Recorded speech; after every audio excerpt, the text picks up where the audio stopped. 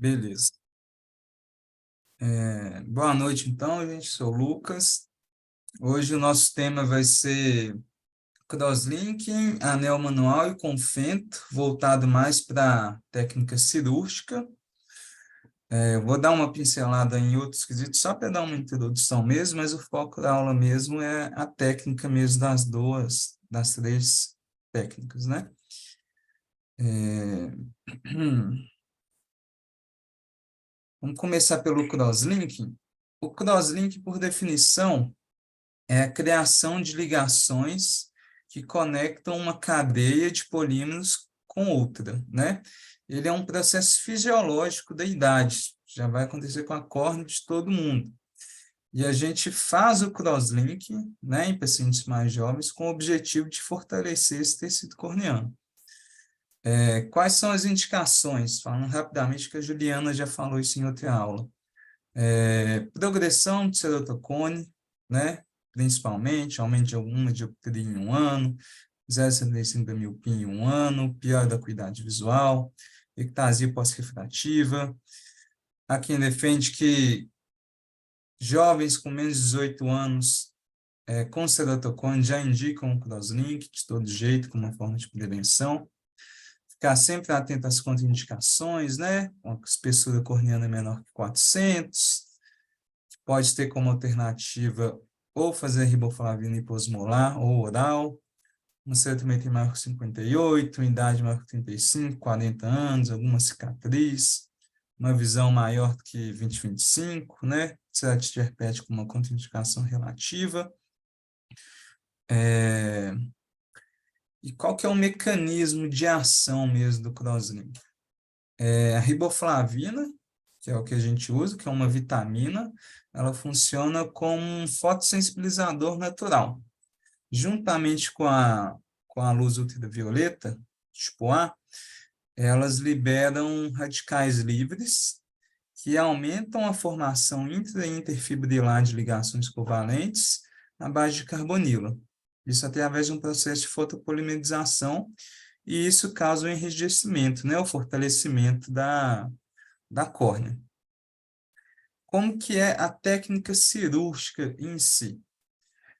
A gente tem o protocolo padrão, que é o de Dresden, né, que foi o inicial, que mais bem estudado, que a gente faz a remoção epitelial, depois aplica riboflavina 0,1% misturado numa solução de Dextran 20% por 30 minutos. Então, a cada 5 minutos a gente vai pingando uma gotinha lá na córnea do paciente, até ela ficar bem encharcada com esse produto. E depois, em seguida, a gente vem com a luzinha UVA, comprimento de onda de 370 nanômetros, por 30 minutos de radiação. Isso numa intensidade de 3 miliwatts por centímetro quadrado. Isso, no total, vai dar uma dose total de energia de 5,4 joules por centímetros quadrados, que é o recomendado. E a cada 5 em 5 minutos, né, da irradiação da luz, a gente vai pingando mais umas gotinhas de riboflavina. Feito isso, está pronto. A gente passa um antibiótico tópico até reptilização, para evitar infecção, corticoide tópico, e é isso, acabou o procedimento. É um procedimento simples, né? Demora um pouquinho, porque tem o tempo de pingar os colírios, depois o tempo da luz, da irradiação, mas é um procedimento muito simples, não tem muito segredo, não. Esse é o protocolo inicial, né? O primeiro que surgiu. Devido a esse tempo todo, né? Acaba demorando uma hora e pouco, até preparar o paciente, liberar. Outras pessoas tentaram criar outras técnicas, né? Que aí veio o crosslinking de forma acelerada, né? Que não tem um protocolo específico de como exatamente fazer. Tem gente que faz uma radiação de 10 minutos usando uma potência de 9 miliwatts. Tem gente que faz uma aplicação de 5 minutos com uma irradiação de 18. miliwatts, tem gente que faz 3 minutos com aplicação de 30 miliwatts, 2 minutos com irradiação de 43, ou seja, diminui o tempo, aumenta a potência, mas no final vai dar uma quantidade total de energia aproximadamente 5,4 joules, que é o recomendado pelo protocolo padrão. E não tem um protocolo sobre quanto pingar riboflavina pré-radiação, né? Um exemplo que eu li, tem gente que às vezes coloca cada 30 segundos por 10 minutos, isso não tem um protocolo. Pelo que eu vi, ambas as técnicas trazem um bom resultado. Precisa mesmo, às vezes,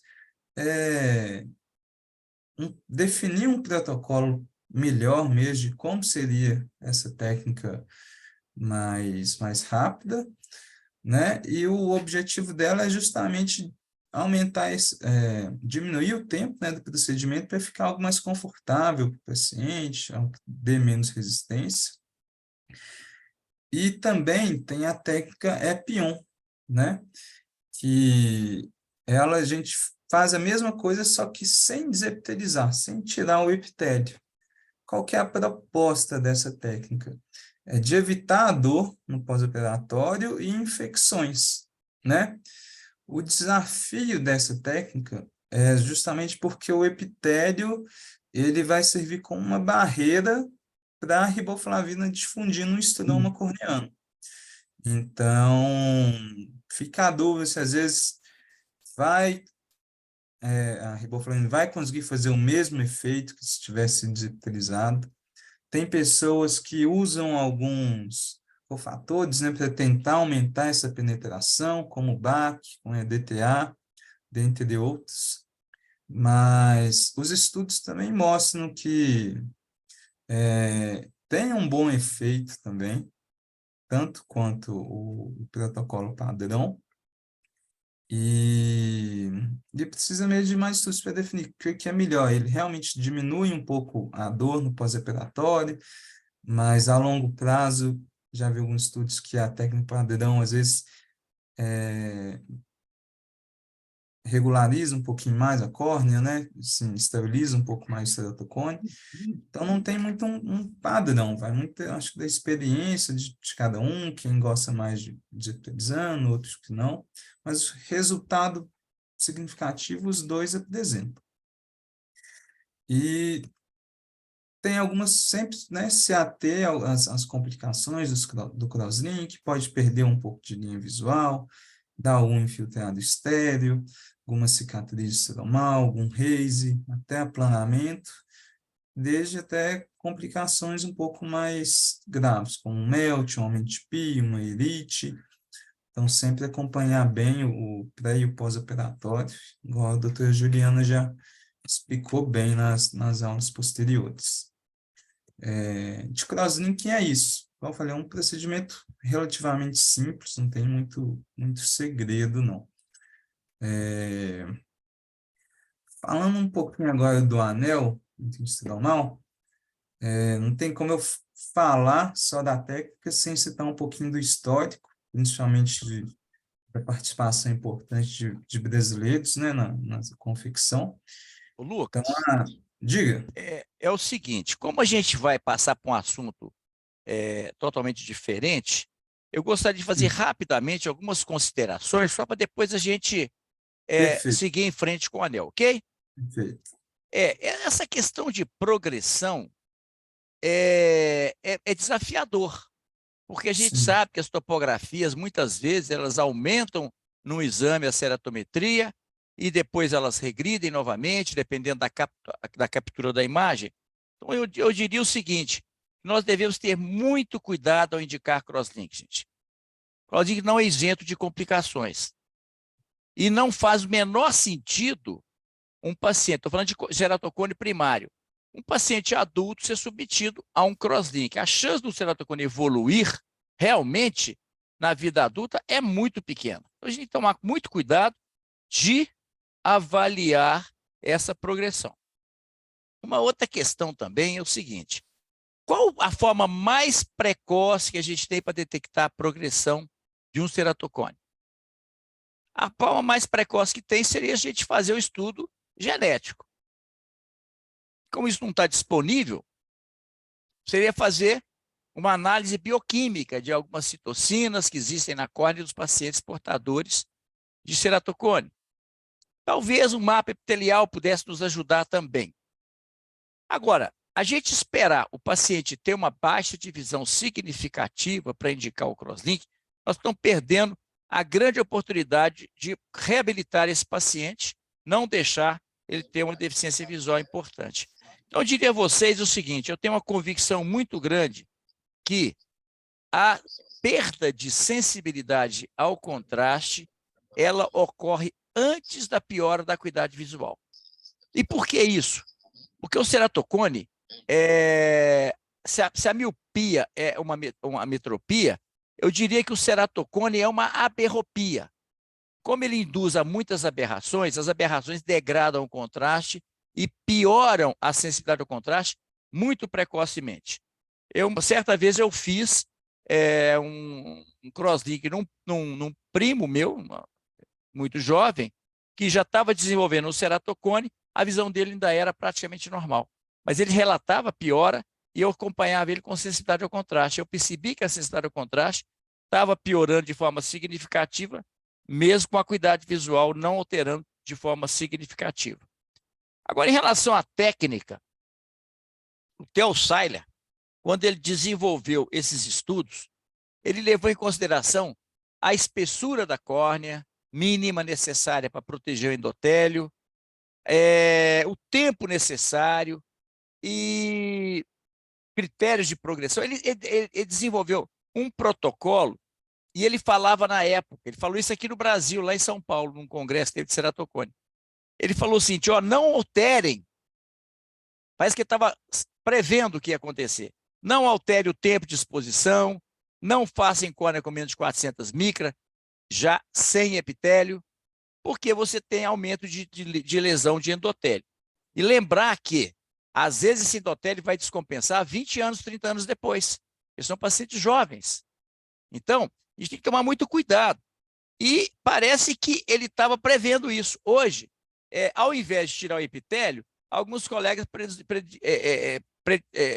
preconizam fazer o Epion, que usam conservantes que são epiteliotóxicos para aumentar diminuir essas ligações entre as células, chamadas desmossomos, para facilitar a difusão da riboflavina.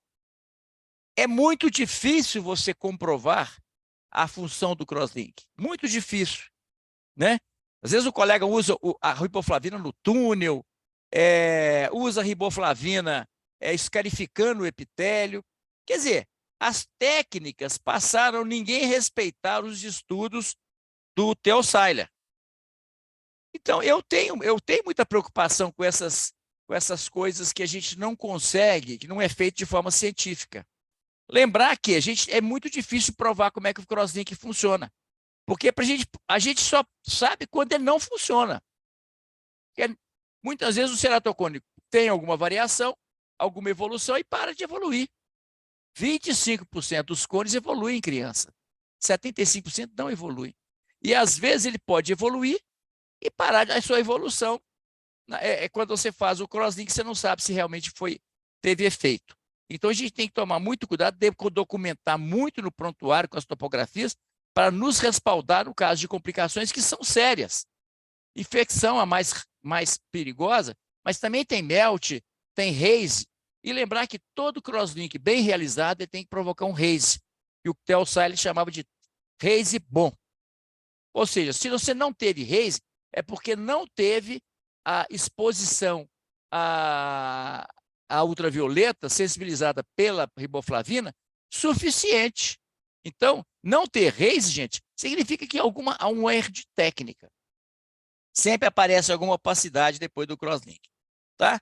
E essa questão do acelerado, vocês veem, quando você fala que pode ser em 10 minutos, 9 miliwatts por centímetro quadrado, ou joule por centímetro quadrado, quando você fala 5, aí você dobra a radiação, se baseia em estudos de física. E quando você diminui o tempo de exposição a uma radiação, se você dobrar diminuir pela metade esse tempo, você pode dobrar essa radiação que você tem no final uma quantidade de energia semelhante. Mas isso é estudo de física. Ninguém sabe como é que é esse estudo num tecido biológico, porque o estudo foi feito com uma energia padrão.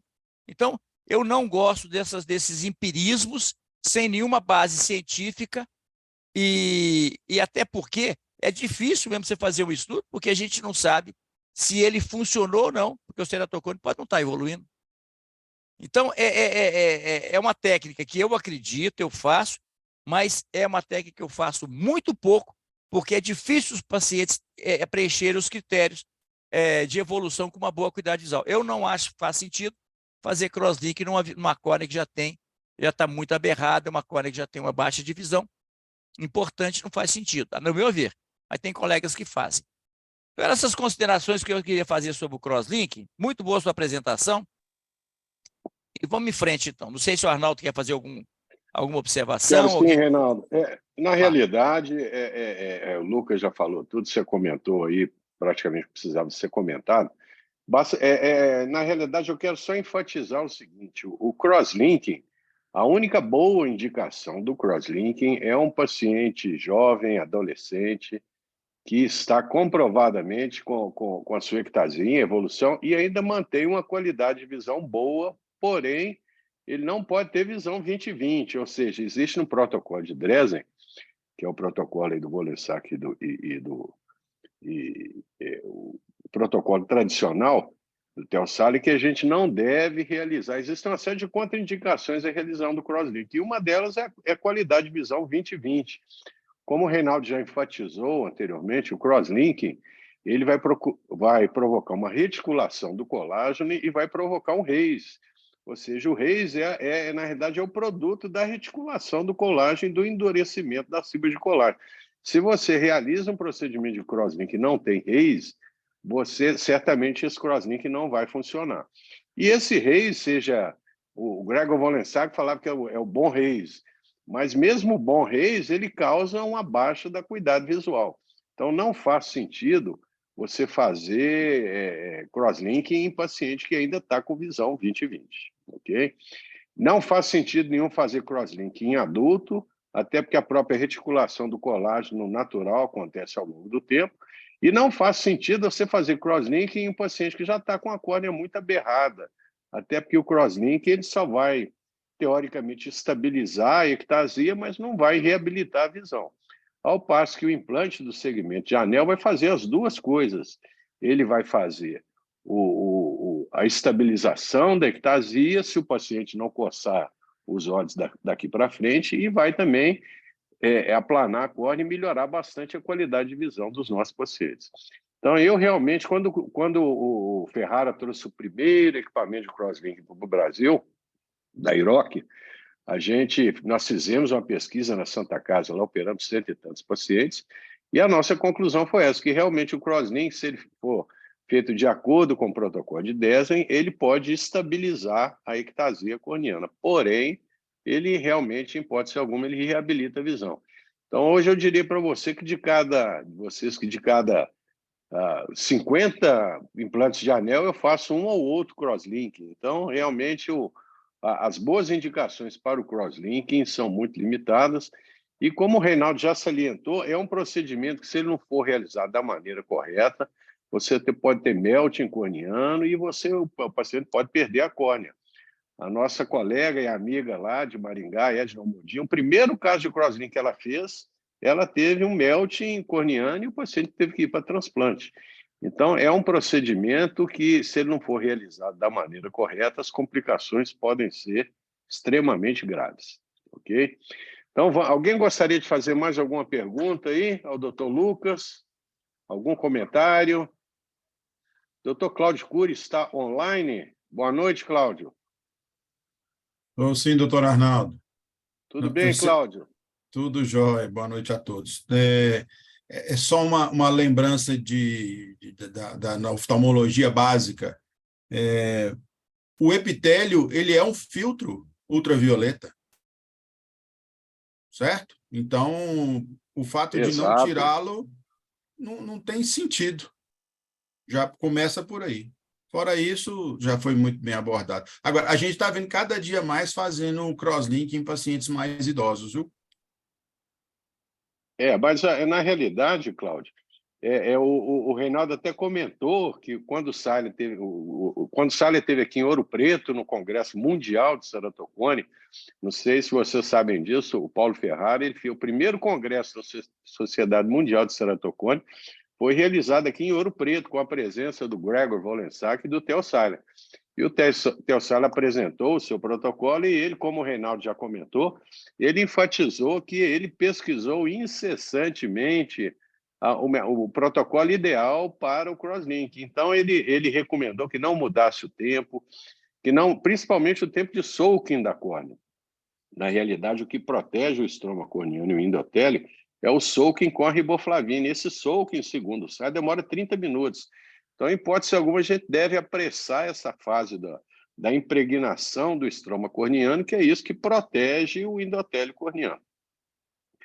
E lembrar o seguinte, ele até enfatizou que ele até previu que colegas iriam tentar mudar o protocolo dele, e hoje em dia até a gente observa aí lá na Ocular Laser, nós temos o equipamento IROC tradicional, que faz o crosslinking de Dresden e faz o fast crosslinking.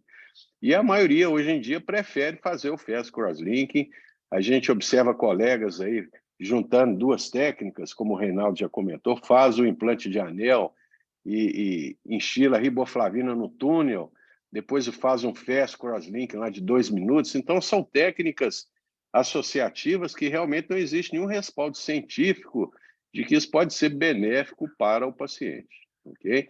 E é claro que existe colega aí que, com a córnea toda berrada, ele prefere fazer o crosslinking primeiro para depois fazer o anel, o que, na minha opinião, não existe nenhum respaldo para isso. Se o paciente tem uma qualidade de visão lá de 20/400, em que benefício que nós estaremos fazendo um crosslinking antes de implantar um anel? Então, realmente, eu não vejo muita lógica nisso, ok? Alguém gostaria de comentar mais alguma coisa a respeito disso?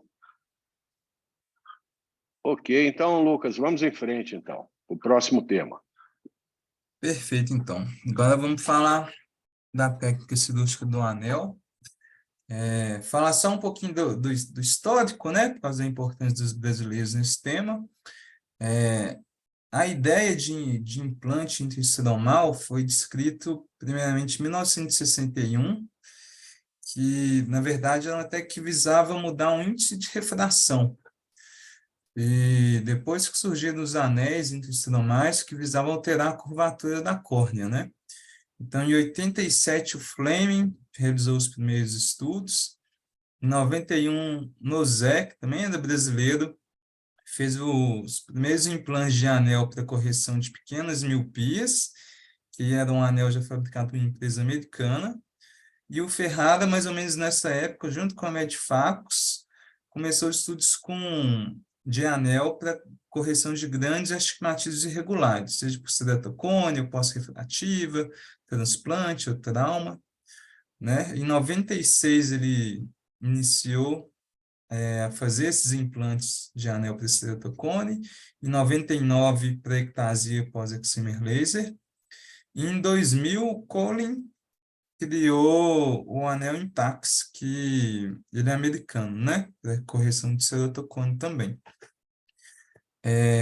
Então, quais são os tipos de anéis, né, que a gente tem hoje em dia?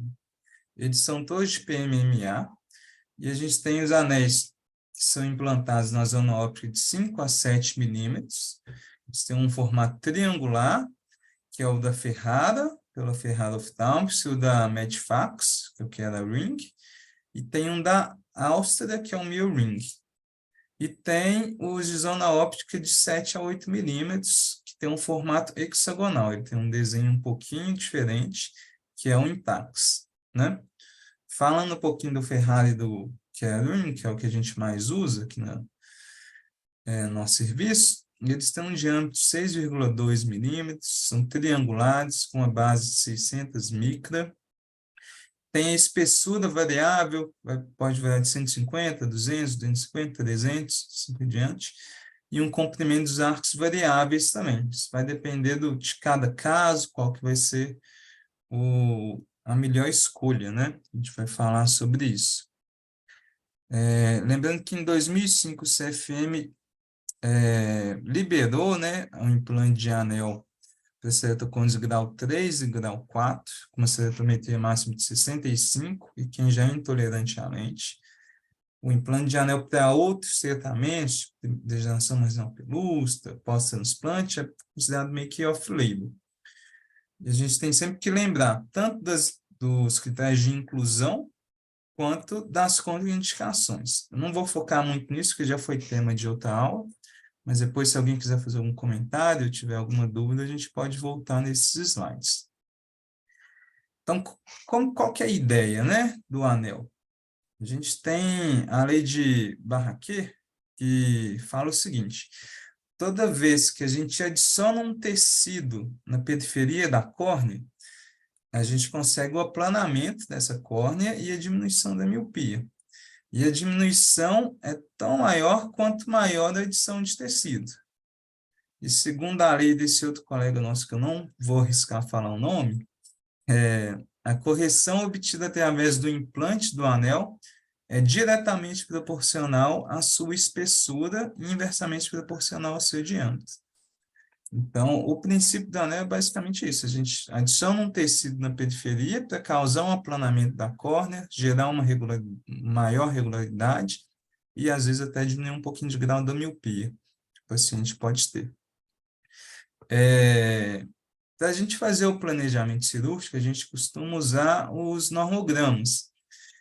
Eu gosto de considerar o normograma assim como um guia, na verdade, não como uma verdade absoluta. Então, por exemplo, na minha prática, quando eu vou indicar um anel, gosto de pegar o caso do paciente, avaliar o Pentacam e eu mesmo pensar como eu faria, né, o implante desse anel, e depois eu pego o normograma e comparo, ver se o que a gente está pensando está batendo ou não, e aí sim eu defino o que a gente vai aplicar. Eu trouxe aqui o exemplo do normograma da Ferrara. Ele se baseia principalmente no astigmatismo e na esfericidade. Então, a gente começa olhando o padrão do ceratocone, geralmente pela curvatura posterior, que fica aqui.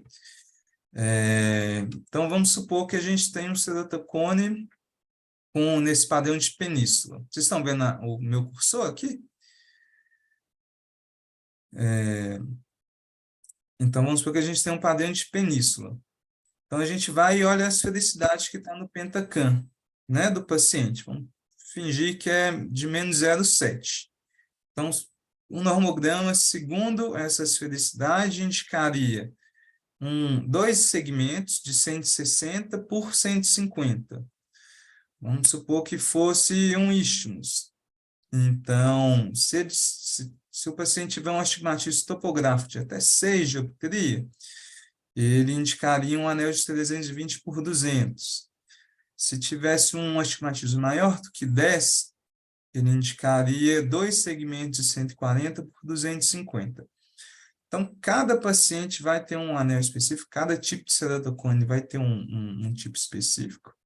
A gente tem que sempre lembrar que quanto menor o anel, né? Por exemplo, um de 140 vai corrigir mais o astigmatismo e menos miopia. Um de 320, a tendência é ele corrigir por um todo a córnea inteira, então ele não vai agir tanto no astigmatismo. Então, a gente tem que levar isso em consideração, sempre ter a refração do paciente para a gente se basear no que a gente vai escolher e até para escolher a espessura mesmo do anel. Às vezes o normograma pode indicar um anel de 200 e se o paciente tiver uma miopia um pouco maior e tiver uma paquimetria, né, que acompanhe um anel um pouco maior, de 250, de 300, não vejo por que a gente não indicar.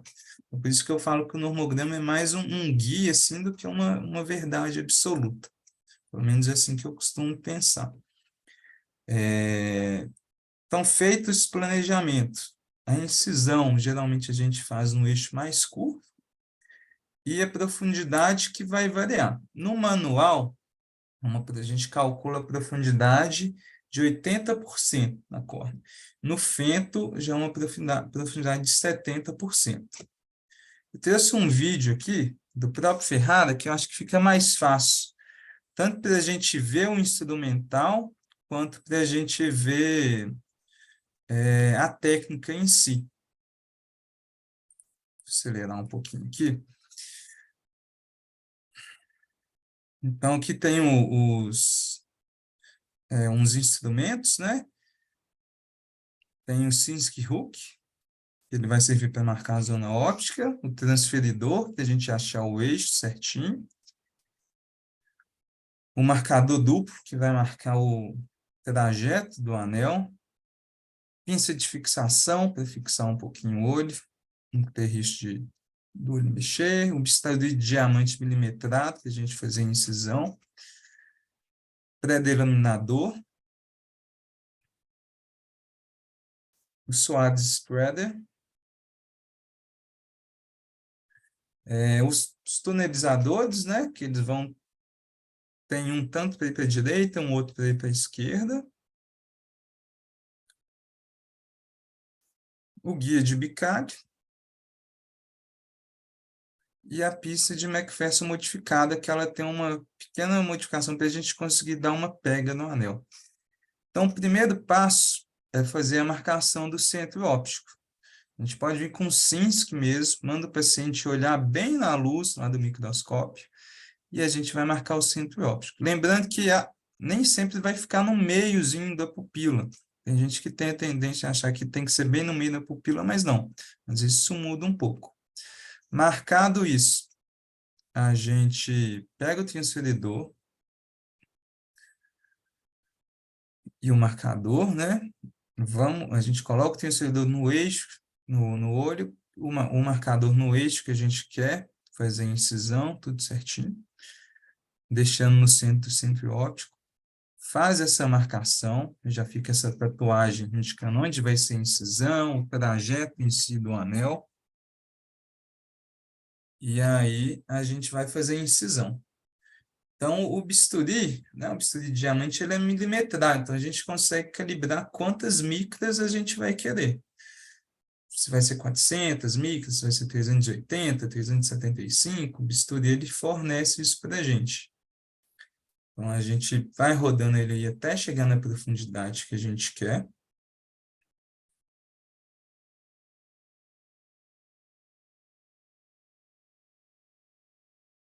Que ele é bem delicado, a gente vai rodando, chega na profundidade, aparece a pontinha dele aqui. Aí expõe a coisa e ele limita a profundidade que a gente vai colocar. Quem quiser usar essa pinça para fixar olho, já vi gente que gosta de usar, gente que não gosta, isso fica a critério do cirurgião. Então, a gente faz a incisão, né? Como ele já está milimetrado, a gente vai fazer a incisão na profundidade certa, para não ter perigo. Feita a incisão, a gente vem com um pré-delaminador, para delaminar essa incisão, começar um breve túnelzinho, a gente enfia na incisão, dá uma levantadinha assim para começar a abrir o túnel.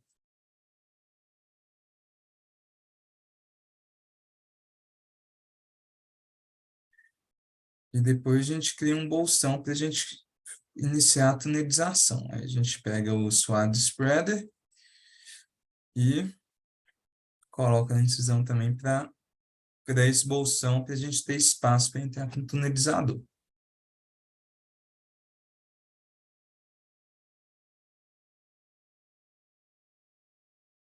Se for fazer 2 segmentos, né, já faz isso dos 2 lados.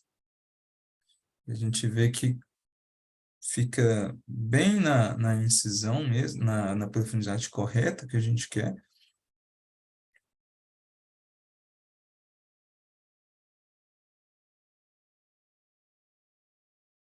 E aí a gente vai criar o túnel. Então, a gente pega o tunelizador, o guia de bicalho, para quem gosta, já vi muita gente operando sem também. Com o guia de bicalho, a gente introduz ele e levanta a incisão para abrir espaço para o tunelizador entrar. Então, a gente coloca ele bem centralizado. Lembrar sempre, né, que na hora de tunelizar, a gente tem que tentar manter a mesma profundidade. Então, a gente não pode, a gente tem que tomar cuidado para esse tunelizador não ir um pouco mais para baixo, não ir um pouco mais para cima, para a gente sempre manter o mesmo plano, né? Isso é o mais importante. Não é errado, às vezes, alguém perfurar, ir para a câmara anterior, ou acabar indo superficializando, depois que coloca o anel, passa uma semana, duas, é que está um anel superficial, e aí não tem sentido. Então, a gente vai rodando ele aí, às vezes tem uma pressãozinha, mas é tranquilo de fazer. E aí a gente faz o implante do anel.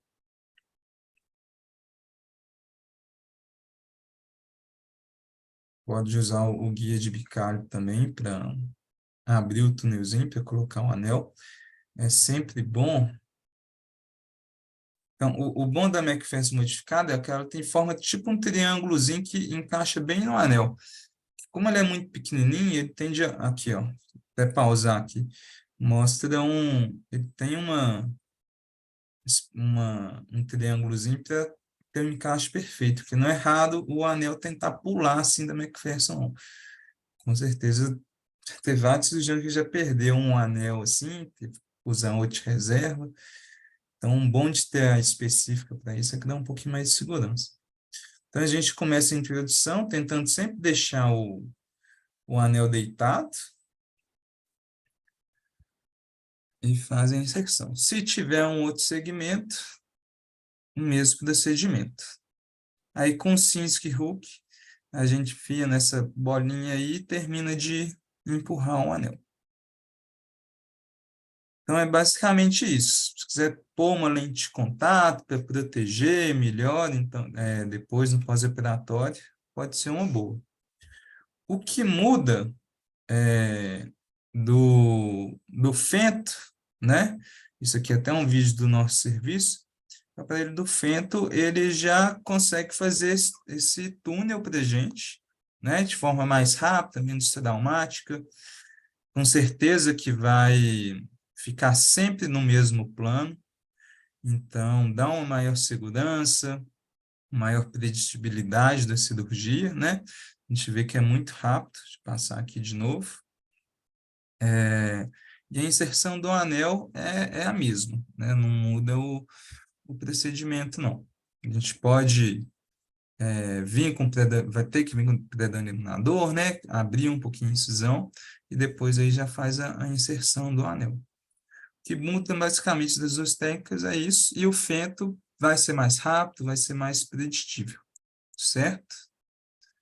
E a gente tem que sempre ficar atento às complicações, né? Tanto intraoperatórias, dificuldades do paciente, às vezes, em manter a fixação, e dificulta o procedimento, uma descentração da zona óptica ou do túnel, que pode dar um efeito negativo do que a gente está querendo, alguma microperfuração corneana durante a incisão ou a tunelização, dependendo, a gente tem que suspender o procedimento, remarcar, quebra da extremidade do implante por alguma excesso de manipulação, e dos pós-operatórios, algum defeito epitelial, uma ceratite, incisão aberta com dificuldade de fechamento, migração ou extrusão do anel, fotofobia, descentração de segmentos. Então, a gente sempre tem que acompanhar bem esses pacientes no início para não correr risco de ter alguma surpresa, certo? E é isso. Se alguém tiver alguma dúvida, algum comentário, estou à disposição. Ok, Lucas. Vou pedir ao Reinaldo para fazer os comentários iniciais. Você quer que feche a apresentação aqui? Excelente, viu? Pode Gostei fechar. muito da sua apresentação. A apresentação, gente, ela tem que ser de acordo com o tema proposto, que às vezes é muito comum, às vezes a pessoa foge do tema proposto, deve estar seu tema proposto e ser muito objetiva para que a gente tenha tempo de discutir. O mais importante é a gente tirar as dúvidas e discutir o cara, né? Você falou aí de vários fabricantes, você esqueceu do Corner Ring, em Belo Horizonte. Nós temos também, né, o Corner Ring, que faz um anel, já foi produzido também por o Paulo Ferrara, já teve também uma parceria lá com a Corner Ring. É também uma opção. Lembrando que, quando o anel foi discutido, a aprovação pelo Conselho Federal de Medicina, a discussão foi feita em Belo Horizonte. E, por uma casualidade, nessa época eu era membro da Câmara Técnica do CRM, e me chamaram lá para poder falar sobre o anel e defender. Era difícil defender, porque só o Paulo produzia artigos, né? Ninguém mais produzia, porque o anel não era aprovado. Então, eu fiz a defesa do anel lá numa sessão do Conselho Federal de Medicina, que o Conselho Federal Federal de Medicina provocou o Conselho Regional porque o Paulo trabalhava aqui. Ele falou, não, o problema é de vocês, então vocês resolvam isso lá. E depois o anel foi aprovado. Lembrando que, como você falou muito bem, era aprovado para graus 3 e 4, e com ceratometria inicialmente menor que 60 e sem opacidade, sem hidropsia prévia. Hoje a gente sabe que a grande limitação do implante de anel não é mais a ceratometria, é principalmente a paquimetria. Se você tiver uma paquimetria satisfatória, você pode colocar aí um anel numa aquária com 80 dioptrias. Esse paciente vai ter algum benefício. Evidente que quanto mais inicial for o ceratocone, melhores são os resultados. Eu diria que um ceratocone grau 2, onde o paciente tem muita dificuldade com lentes de contato, ou ele não tem uma boa visão com óculos, esse paciente é um excelente, são os melhores candidatos, e, no entanto, ele não tem aprovação do Conselho Federal. Atualmente, os planos de saúde não cobrem também. Lembrar que ceratometria máxima não é limite. A opacidade, sim. A opacidade, gente, nós vamos ver, inclusive, amanhã um caso, vai ser apresentado no Congresso aí pela Vitória. Eu acho que a Marina também vai apresentar junto, que é um caso de uma migração de um anel para a câmara anterior, devido à opacidade. Eu vou explicar para vocês por que a opacidade ela é complicada e pode ser realmente uma contraindicação para os anéis. Só uma observação, Lucas, não existe normograma, existe nomograma, tá? Então, é só tomar cuidado com essa exposição. E o bisturi, ele é micrometrado, porque você está medindo ali em micra e não em milímetros, tá? A espessura, a profundidade do anel, ela varia de acordo com o cirurgião de 70 a 75. Quando eu faço manual, com fento, de 70 a 75. Eu faço sempre com 75. E o manual, eu faço sempre com 80. O manual, realmente, a gente tem dificuldade de fazer o túnel na mesma profundidade da incisão. E, se a gente for ver, o delaminador no vídeo institucional, ele é introduzido de forma errada. Por isso que a gente não atinge a profundidade necessária. Por isso que a principal complicação, ou causa das complicações subsequentes, é a profundidade do implante de anel na técnica manual. O delaminador, ele não pode entrar como ele entrou no vídeo. Ele entrou no vídeo assim, ó. A incisão está aqui, tá certo? Aqui assim. Ele entrou assim. Então, na verdade, ele entrou dessa forma. Aqui você não vai atingir o fundo da incisão. Ele tem que entrar assim, ó. E aí você vira. Ele entra no fundo, você toca no fundo, e depois você vai fazer esse movimento. Na verdade, o delaminador, ele vai fazer esse movimento, mas no fundo da incisão. E não assim. Porque senão você não vai chegar no fundo da incisão. E você vai superficializar o implante do anel. Tá certo? Outra coisa que às vezes as pessoas perguntam e ficam apavoradas. Eu tive uma microperfuração. E aí? Veja bem, não há problema nenhum. Eu já tive várias microperfurações. O que é que você tem que fazer? Primeiro, você não pode ter perda de câmara. Tem que ser uma microperfuração muito pequena. Se o paciente mexer o olho, você teve uma macroperfuração e perda de câmara, você tem que fazer uma sutura e abortar o procedimento. Mas, geralmente, o que a gente tem é uma microperfuração por um erro de paquimetria. Então, o que é que você faz? Faz uma nova paquimetria, se der o mesmo valor da outra, você reduz aí uns 10% dessa profundidade da incisão e você vai conseguir chegar a uma profundidade satisfatória. Você faz a incisão próxima à primeira incisão para que você mantenha o eixo mais curvo local onde vai ser feita a incisão. Tá certo? Se a microperfuração for pequena, não há problema. Agora, você tem que olhar depois também, na lâmpada de fenda, após o procedimento, é fundamental que você veja a profundidade do anel e também a distância do anel à incisão. Se tiver a uma distância muito próxima da incisão, a ponta do anel, você deve voltar para o bloco cirúrgico, eu já voltei várias vezes, não há problema nenhum, e você empurra um pouquinho aquela ponta, porque o anel, a ponta próxima à incisão, pode ser um fator de manter essa incisão pouco estável e você ter ali um local de fragilidade com risco de infecção, né? As pessoas falam assim, o resultado com fento é melhor. Eu diria o seguinte, se você tiver uma técnica perfeita, o resultado manual e com fento será o mesmo. O que define um bom resultado da cirurgia de anel é o planejamento e uma execução adequada da técnica. Se a técnica for bem feita, você não vai ter diferença entre a técnica manual e com fento. Por que hoje a maioria faz com fento? Primeiro que é mais fácil. O fento democratizou a técnica de anel. Segundo, é mais seguro, porque você tem um controle maior da profundidade do anel. Então, com isso, a principal complicação, ou as complicações, decorrem muitas vezes da superficialidade do anel. E, consequentemente, se você tem um anel mais profundo, você vai ter menos complicações, certo? O anel tem uma situação também, gente, que muitos colegas não sabem. Se você, durante a execução do túnel, o paciente mexeu, qualquer coisa, tiver perda de vácuo, e não completar o túnel, não há problema algum. Você tira o paciente, põe ele na sala de recuperação para esperar essas bolhas de cavitação desaparecerem, volta com ele para o fento e faz um novo túnel, sem problema nenhum, tá certo?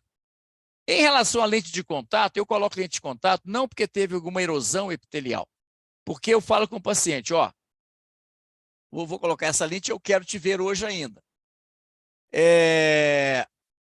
Então, eu reavalio o paciente, vejo como é que está tudo na lâmpada de fento e passo mais orientações para o paciente seguir direitinho as orientações, vejo se está pingando os colírios direitinho também, e aí eu tiro a lente de contato e mantenho um antibiótico durante aí 7 dias e depois eu suspendo a medicação e mantenho depois só lubrificante e vou ver esse paciente depois aí de uns 15 dias aí, se tiver tudo bem. Então é isso aí, são as considerações que eu queria fazer. O que seria interessante agora, gente, é vocês fazerem perguntas.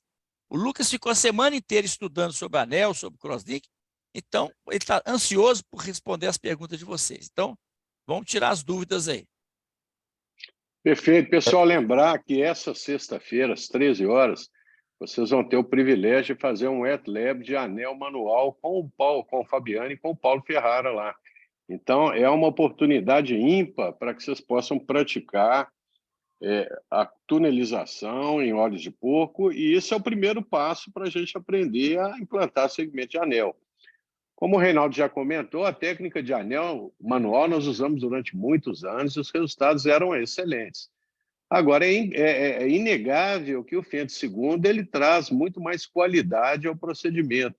É uma maneira que a gente tem de realmente ter certeza de que a tunelização será feita exatamente naquela profundidade que a gente quer. seja 70%, 75% ou 80% do estroma corneano. Lembrar o seguinte, o sucesso do procedimento depende da tunelização e da profundidade. Se você tiver um anel muito superficial, certamente você vai ter extrusão. E se você tiver um anel muito profundo e esse paciente eventualmente coçar os olhos ou tiver um trauma, certamente esse segmento de anel vai parar na câmara anterior. Então, o sucesso da cirurgia e o resultado final depende da profundidade, e é inegável que o Fento II ele nos dá uma qualidade melhor, uma aferição melhor e uma precisão melhor para isso. Mesmo a gente tendo em Belo Horizonte o equipamento de Fento II, nós temos lá o AFS, que é um equipamento que nos auxilia muito na tunelização, é imprescindível que vocês aprendam a fazer o túnel manual. Quem estava comigo lá na sexta-feira na Ocular Laser notou que muitas vezes, nem sempre um túnel feito com Fento II, a gente vai conseguir colocar o anel. Então, o pessoal que me acompanhou lá na sexta-feira era um paciente de uma alta miopia. Eu fiz o túnel com Fento II em ambos os olhos. No olho direito, o anel entrou muito bem, era um anel de 320 por 300. No olho esquerdo, o túnel, o anel simplesmente não penetrou. Eu tive que remover o anel e fazer uma tunelização manual 2 ou 3 vezes para que eu conseguisse implantar um anel. Ou seja, o fato de você estar usando um laser não quer dizer que você possa abrir mão de saber fazer um anel manual, porque muitas vezes é imprescindível que a gente termine a confecção do Fento II fazendo a tunelização manual. Lembrar também que o Fento II ele não faz túnel em córneas opacas. Então, se eventualmente você tiver uma opacidade corneana periférica, naquele local onde existe a opacidade e a perda de transparência, o laser não vai cortar ali, não vai separar os tecidos. Então, é imprescindível que vocês aprendam a técnica manual também. Nessa sexta-feira, vocês vão ter oportunidade lá de praticar e com o Paulo do lado lá, ok? Alguém gostaria... O Cláudio está online? Cláudio, eu gostaria de ouvir os seus comentários aí. Lembrar, pessoal, que o Cláudio Cury foi, durante muitos anos, o consultor da Medfacus para o nomograma lá, o Cara Ring, ou seja, aqueles colegas estavam se iniciando em implante de anel, o Cláudio era uma ajuda, foi uma ajuda imprescindível para a confecção do nomograma e da seleção do anel para esses colegas que estavam realizando aí o procedimento nessa fase inicial. Então, é um colega que tem muita experiência aí nessa fase dessa implantação no nomograma aí do Cara Ring. Então, vamos lá, Cláudio. O Lucas fez uma apresentação muito bacana dos dois temas. São temas extensos, dá para a gente aprofundar bastante, se quisesse, uma aula só para cada tema. O nomograma e a aplicação dele é a parte mais importante da cirurgia. Nós não tivemos aula disso ainda, mas eventualmente nós vamos ter para vocês entenderem como é que faz esse planejamento no dia a dia, lá com os casos que vocês levam, que o doutor Reinaldo leva, o doutor Arnaldo leva, a gente acaba trabalhando essa parte do nomograma. É bom aprender os dois nomogramas que tem aplicativo para você fazer esse cálculo, então hoje os recursos estão aí.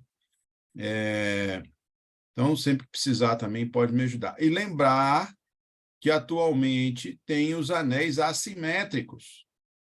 Se você tem um cone que só tem uma barriguinha lá embaixo e não tem nada lá em cima, e ele está até plano lá em cima, por que colocar um anel de mesma espessura na parte que não tem essa elevação?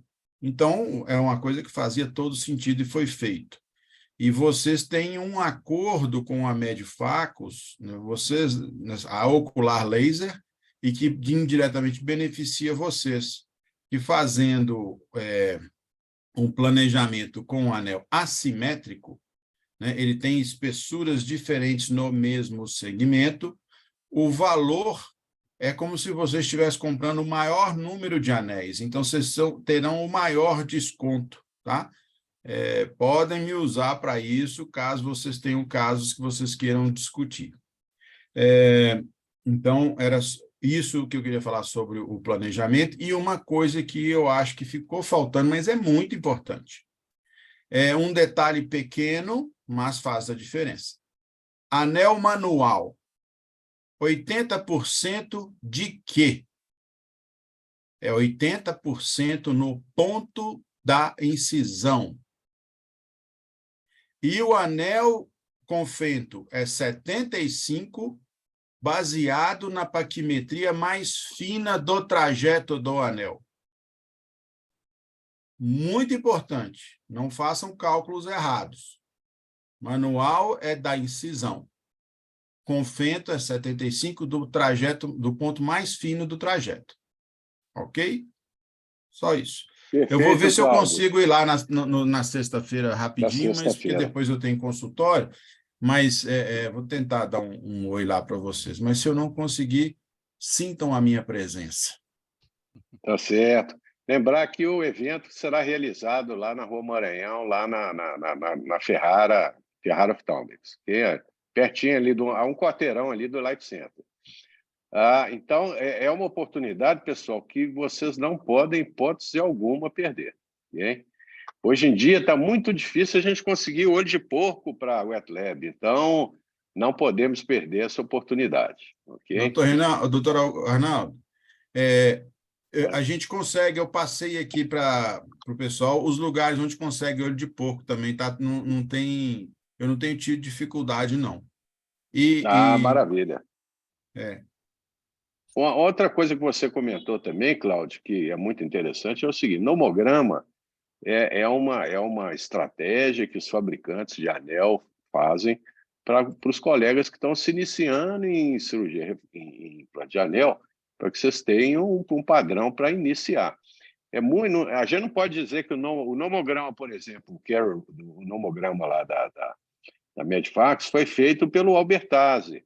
O nomograma da Ferrara é um nomograma baseado na esfericidade, foi feito pelo Paulo Ferrara. Então, vocês, toda vez que vocês forem fazer um implante de segmento de anel, é interessante que vocês olhem os dois nomogramas e vejam se o resultado está semelhante. Se você tiver um resultado, não quer dizer que eles têm que ser idênticos. Eventualmente, um nomograma vai indicar um segmento de anel longo, o outro vai indicar 2 segmentos de 160, e muitas vezes o resultado será bastante semelhante. Mas se você tiver uma indicação de um nomograma completamente diferente de outro nomograma, então vale a pena reavaliar esses casos, ok? Lembrar que nós temos um terceiro nomograma aí também, que é um nomograma lá da Visiontech, que foi, em parte, elaborado pelo Fred Bicalho. Então, nós temos 3, e esse nomograma está online também, então ele pode ser consultado a hora que vocês quiserem. Tá? Então, é interessante que vocês observem e olhem os 3 nomogramas e vejam se eles estão conversando um com o outro. Se você tiver resultados muito diferentes, vale a pena vocês você olharem colocou uma com coisa colegas muito de mais importante, viu? experiência. Isso que você colocou aí é muito importante. Essa semana eu tive um caso que o caso não tinha um padrão definido.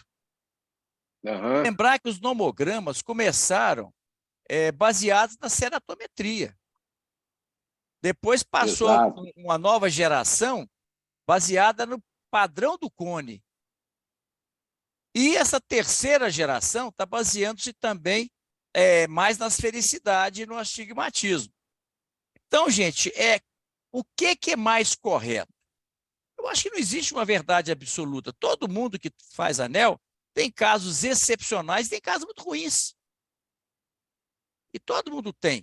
E quando um caso é ruim, o paciente começa a rodar. E a gente pega casos de outros colegas pegam casos meus. Então, eu sempre gosto, principalmente quando é um caso atípico, eu gosto de colocar em todos os nomogramas, porque eu vou ter ali a minha opinião baseada nos resultados de cada nomograma. Isso é muito interessante, porque nos ajuda, né? E amanhã nós vamos ver casos que eu fiz com manual, que ficou excelente, manual. Tem o caso de complicações graves com fento. E vou mostrar também para vocês casos que foram casos que o paciente achou muito ruim, mas o resultado foi muito bom. Então, são coisas interessantes. Eu vou mostrar casos assim. A gente vê de todo tipo de complicação, né? Vou ver complicações também com crosslink, vamos ver vários casos amanhã de crosslink e de anéis. Dá para ficar muito motivado para fazer, mas também muito preocupado e também orientar o paciente que anel não é cirurgia refrativa. Quando você começa a prometer muito, você começa a ficar com a saia justa. O Gustavo gosta de falar muito, meu filho, fala muito assim, prometa pouco, entregue muito. Isso é muito importante, porque tudo que o paciente ganhar, o primeiro que eu proponho ao paciente é evitar o transplante. Mas além disso, a gente costuma ter uma melhora da visão, mas vai usar lente de contato, ou óculos. Eu não crio muita expectativa. E se Perfeito. eu puder dar um pequeno conselho, na programação está difícil, não erra o eixo. O eixo mais curvo não pode errar, onde vai ser a incisão. E se tiver que errar, erra para menos, hipocorrige. Não erra o eixo e hipocorrige. O resto vai dar tudo certo. Perfeito, Cláudio. Conselhos sábios aí. Pessoal, alguém gostaria... Doutor Lucas quer comentar mais alguma coisa? Eu tenho uma pergunta, doutor Arnaldo. Claro, André, pode perguntar, André. a partir de quando que se percebeu que o anel ele estabilizava o ceratocone, além de tratar, né? Olha, o criador do anel, o anel corneano do jeito que a gente tem hoje, foi uma criação do Paulo Ferraro. O Paulo trabalhou durante muitos anos na elaboração desse projeto de correção, de reabilitação visual em pacientes portadores de aberrações e ectasias corneanas com o anel. E o Paulo ele tem uma experiência de milhares de casos realizados. Então, o Paulo, ele comenta que raramente ele tem Você sabe que o Paulo não gosta de crosslink. Ele, na realidade, quando surgiu essa técnica de crosslink lá do Seiler, o Paulo ele foi para um congresso lá na Itália, em Siena, foi o primeiro congresso mundial de crosslink, e ele não acreditava em crosslink. Então, ele foi lá, comprou um aparelho lá da Iroc na época, e trouxe esse aparelho, e trouxe para o Brasil, e teve um dia que ele levou esse aparelho lá na Santa Casa para me mostrar. Aí eu perguntei, Paulo, mas esse aparelho realmente será que funciona? Ele falou, olha, eu comprei esse aparelho para mostrar que ele não funciona, porque eu tenho certeza que a gente não vai conseguir melhorar a qualidade de vida dos nossos pacientes com esse equipamento. Então eu pensei, Paulo, já que você comprou o aparelho, vamos fazer um estudo científico, então vamos fazer um protocolo, vamos mostrar, colocar esse protocolo no comitê de ética lá da Santa Casa. Se a Santa Casa, se o comitê de ética pós-graduação autorizar, nós vamos fazer aí um estudo prospectivo aí de 100 ou 150 pacientes, vamos ver os resultados. Então, o Paulo, na época, concordou. O Paulo tem um coração de ouro, então ele cedeu esse equipamento para a gente, lá, para mim, para o Lucas, e nós trabalhamos lá na Santa Casa durante um ano com esse equipamento, fazendo crosslinking gratuito lá, justamente para poder realizar esse trabalho. Eu diria para vocês que quem carregou o piano foi o Lucas. Eu fiz lá, sei lá, uns 15 casos, e o Lucas fez a grande maioria, o Ferrara fez alguns também, mas quem fez a maioria dos procedimentos lá, de ficar lá 1 hora e meia com o paciente, foi o Lucas. E o resultado que a gente teve realmente foi um resultado satisfatório em termos de estabilizar a ectasia se o paciente, eventualmente, não tratar a alergia, não coçar os olhos e mudar a conduta com relação à doença. Agora, o Paulo, eu estou comentando isso, pessoal, porque como o Paulo não faz crosslinking, teve uma época que todo paciente que precisava fazer crosslink, ou seja, ele implantava anel. Se ele achava que estava tendo algum escape, mesmo com o implante de anel, esse paciente continuava evoluindo, ele mandava esses pacientes para eu fazer o crosslinking para ele. Ele combinou, eu não faço crosslink. Então, quando tiver algum paciente meu de anel precisando de crosslink, eu vou mandar para você, até porque eu sou vizinho dele. Eu diria para vocês que durante 3 anos ele me mandou talvez 1 ou 2 pacientes com anel para fazer crosslinking. Então, você imagina, um colega que tem uma casuística de centenas de casos. Se ele está indicando crosslinking em 1 ou 2 pacientes, é porque realmente o implante de segmento de anel ele estabiliza o cone se o paciente seguir todas as orientações que nós vamos passar. Eu, pessoalmente, eu não tenho, eu já implantei muito anel nesses últimos 15 anos, eu não tenho nenhum paciente meu que eu tenha indicado crosslink pós-implante de anel. Então, realmente, eu tenho certeza absoluta, pelo menos de acordo com a minha experiência, que realmente o implante de segmento de anel ele estabiliza e ele melhora muito a qualidade de visão e a qualidade de vida dos nossos pacientes, ok? Nós vamos convidar o Ferrara para falar exatamente sobre estabilidade de anel aí, e ele vai mostrar as estatísticas dele para vocês tirarem as conclusões de vocês. Ok, André? Não sei se eu resolvi, não, se eu Beleza, respondi a obrigado. sua pergunta aí. Respondeu. Ok, pessoal, alguém Ô, Arnaldo, gostaria de... só um Oi. minutinho. É porque eu só queria complementar isso que você falou. Concordo totalmente com o que você falou. A grande maioria dos casos, o anel estabiliza. Agora, isso é válido, gente, para adultos. Para crianças, não.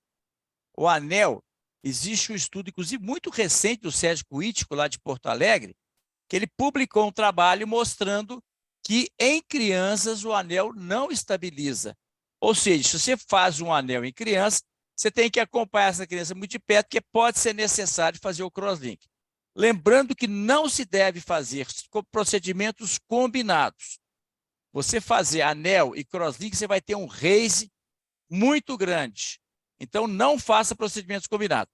Faça o anel, aguarde para ver se vai progredir. Se progredir, porque mesmo em criança não é todos que progridem, mas em criança progride muito mais do que em adultos. Perfeito, Reinaldo. Outro colega também que nós podemos convidar para falar sobre esse tema é o Sandro. O Sandro ele tem milhares de casos de anéis aí já colocados e a experiência do Sandro é idêntica à nossa. Ele realmente acredita que o implante de anel ele estabiliza a ectasia, como o Reinaldo comentou. É claro que em adulto funciona bem melhor do que em criança. Até porque a maioria dos cones evoluem durante a adolescência mesmo.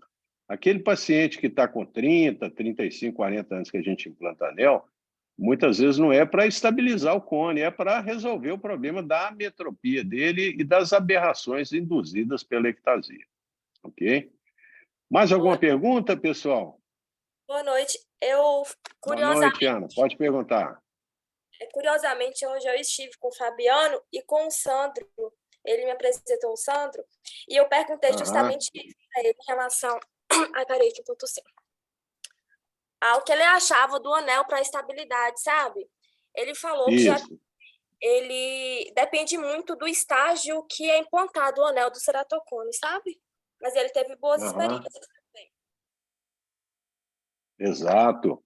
Inclusive, o Sandro, pessoal, é um dos idealizadores aí do anel HM lá, junto com o Ferrara, que é um anel especial na zona óptica de 6 milímetros para altas miopias com córnea fina, sem ectasia corneana. Então, Ana, você perguntou ao Sandro sobre estabilidade e o comentário dele foi idêntico ao nosso, não é isso? Isso, exatamente. Ele falou em questão do estágio que é implantado, sabe? Se for no início, principalmente, tem grande chance de estabilizar. E o que, igual vocês falaram, ele não... Dificilmente ele indicou o crosslink depois, assim, do implante do anel. Exato. Eu particularmente, eu talvez tenha mais de 1 ou 2 anos que eu nem faço crosslink mais. Não é porque eu não gosto, não quero fazer, não é porque eu não tenho nenhum paciente que se enquadre nos bons protocolos para o crosslink. Ele falou também, rapidinho, que pode alterar ali as ligações covalentes da córnea, sabe? Mas, assim, nada comprovado, né? Foi o que ele achou. Assim. Exato. Agora, lembrar também o seguinte, que o anel ele é um procedimento totalmente reversível.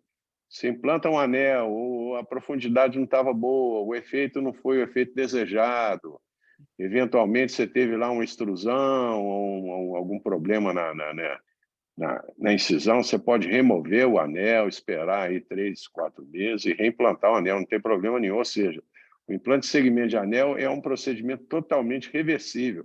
Já o crosslinking, se ele for mal indicado e mal realizado, você pode induzir uma iatrogenia na córnea do paciente, que pode ir a melting e, eventualmente, transplante penetrante.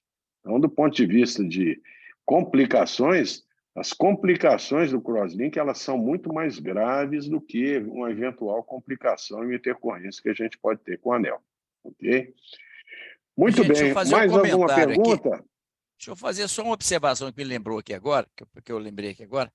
É o seguinte, você sabe que a incidência de ceratocone em portador de síndrome de Down é muito maior do que na população em geral. E um colega foi fazer um crosslinking numa criança portadora de síndrome de Down e, claro, o paciente era um Down, tem pacientes com diferentes níveis de limitação cognitiva. Esse paciente era muito limitado, não colaborava.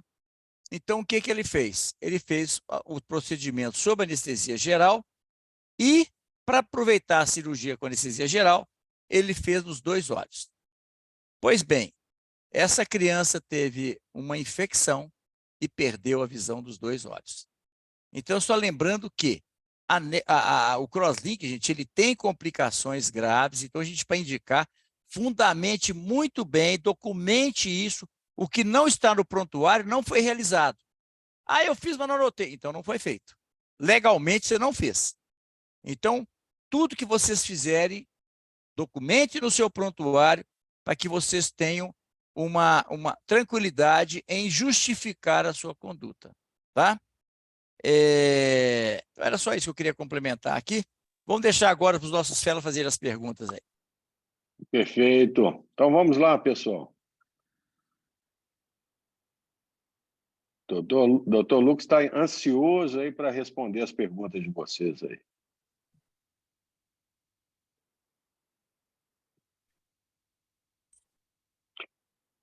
Se não temos perguntas, então, Reinaldo, amanhã, 19h30, então, casos cirúrgicos controvertidos Isso. relacionados aí a crosslinking e ao implante de segmento de anéis, ok?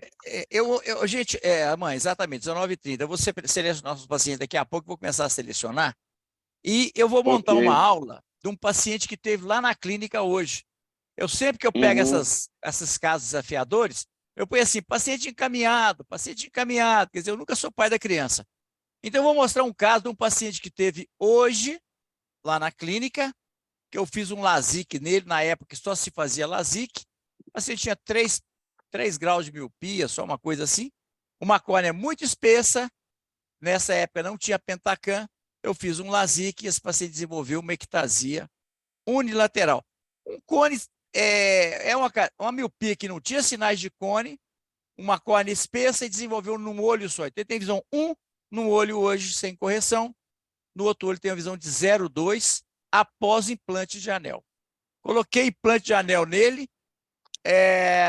ficou péssimo o resultado e eu tirei um segmento nasal, porque inverteu o astigmatismo, e a visão dele também continuou muito ruim. Então, hoje eu conversei com ele, falando com ele que eu tenho muita vontade de tentar melhorar essa visão. E coloquei pela possibilidade de eu reimplantar um anel. A minha ideia é tirar esse anel de arco curto e colocar um anel de arco longo, porque o cone dele avançou muito em um olho só. Mas eu vou ver se eu vou montar essa aula e vou mostrar para vocês. Perfeito, Reinaldo. Super interessante. Então é isso, pessoal. Então, amanhã, 19h30, estamos aí com o Reinaldo aí nos casos cirúrgicos aí. Tá bom? Ok. Falou, filho. Boa um abraço para noite a vocês, todos. gente. Boa noite a todos, gente. Obrigado, Reinaldo. Falou, Obrigado, gente. Um abraço. Lucas. Ô, Cláudio, eu vou te mandar Amanhã. os casos. Vou te mandar os casos para você apresentar nessas 2 semanas que eu estarei fora. Falou? Sim, senhor.